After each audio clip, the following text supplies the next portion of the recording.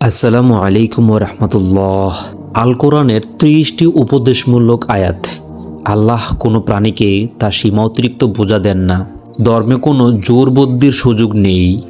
হে মুমিনগণ, ধৈর্য ও সালাতের মাধ্যমে সাহায্য প্রার্থনা করো।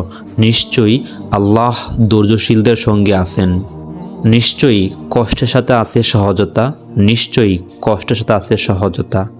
আল্লাহ তোমাদের মধ্যে যারা ঈমান এনেছে এবং জ্ঞান অর্জন করেছে তাদের মর্যাদা অনেক গুণ বৃদ্ধি করবেন। পুরুষ বা নারী যেই সৎ কাজ করবে এবং মুমিন হবে, আমি তাকে উত্তম জীবন দান করব। নিশ্চয়ই আল্লাহ ন্যায়, সৎ কাজ ও আত্মীয়কে দান করার উপদেশ দেন। হে আমার বান্দাগণ, যারা নিজেদের উপর জুলুম করেছ, আল্লাহর রহমত থেকে নিরাশ হয়ো না। আল্লাহ সব পাপ ক্ষমা করেন। কেউ অন্যের বোঝা বহন করবে না। তিনি তোমাদের জন্য তোমাদের মধ্য থেকে সঙ্গিনী সৃষ্টি করেছে, যাতে তোমরা শান্তি পাও, আর তিনি তোমাদের মধ্যে ভালোবাসা ও দয়া রেখেছেন।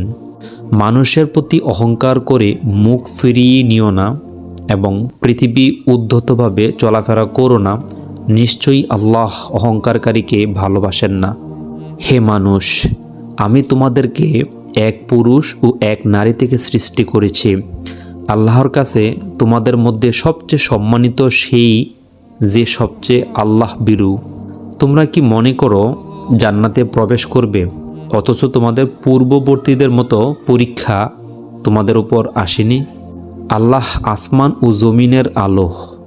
মুমিন পুরুষদের বলুন, তারা যেন তাদের দৃষ্টি সংযত করে এবং লজ্জাস্থান হেফাজত করে। বলুন, নিশ্চয়ই আমার নামাজ, আমার কুরবানি, আমার জীবন ও মৃত্যু সবই আল্লাহর জন্য।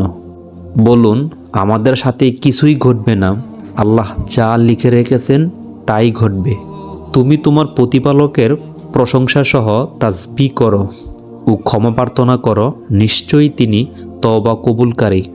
আল্লাহর ইবাদত করো এবং তার সাথে কাউকে শরিক করো না।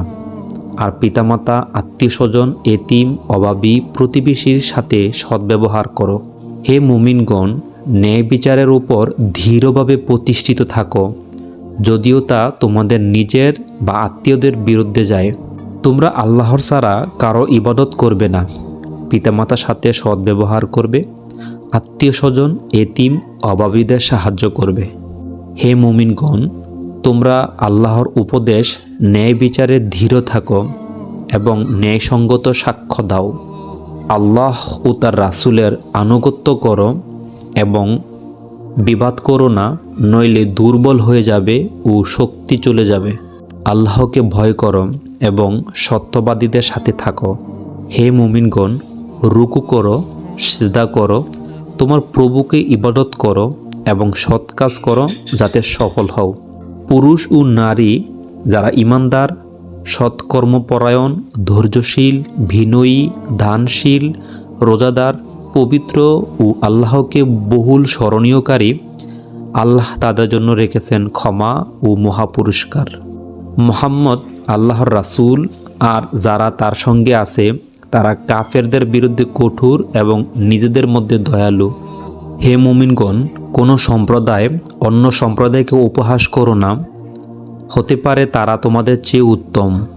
হে মুমিনগণ, অধিক সন্দেহ থেকে দূরে থাকো। নিশ্চয়ই কিছু সন্দেহ পাপ, এবং কারো দোষ অনুসন্ধান করো না, একে অপরের নিন্দা করো না। যে আল্লাহকে ভয় করে, আল্লাহ তার জন্য বের হওয়ার পথ করে দেবেন এবং অপ্রত্যাশিত স্থান থেকে রিজিক দিবেন। আল্লাহ কারো উপর তার সামর্থ্যের বাহিরে দায়িত্ব দেন না। হে মুমিনগণ, যখন জুমার দিনে নামাজের আহ্বান দেওয়া হয়, তখন আল্লাহর স্মরণের দিকে ধাবিত হও এবং বেচাকেনা ছেড়ে দাও। তুমি কি তাদেরকে দেখেছ যে প্রতিফলন অস্বীকার করে? সেই এতিমকে তাড়িয়ে দেয় এবং অভাবীদের খাওয়ার উৎসাহিত করে না? অতএব তুমি তাদের প্রভুর উদ্দেশ্যে নামাজ পড়ো এবং কুরবানি করো। নিশ্চয়ই মানুষ তার প্রভুর প্রতি অকৃতজ্ঞ এবং সে ধন সম্পদের প্রতি প্রবল আসক্ত। সময়ের কসম, নিশ্চয়ই মানুষ ক্ষতিগ্রস্ত। তবে তারা নয় যারা ঈমান এনেছে, সৎ কাজ করেছে, সত্যের উপদেশ দিয়েছে এবং ধৈর্যের উপদেশ দিয়েছে। হে প্রশান্ত আত্মা, তোমার প্রভুর দিকে ফিরে আসো, সন্তুষ্ট ও সন্তুষ্টকারী হয়ে প্রবেশ করো আমার বান্দাদের মাঝে, প্রবেশ করো আমার জান্নাতে। বলো, তিনি আল্লাহ এক। আল্লাহ অমুখাপেক্ষী, তিনি জন্ম দেননি, তাকেও জন্ম দেওয়া হয়নি, তার সমতুল্য কেউ নেই।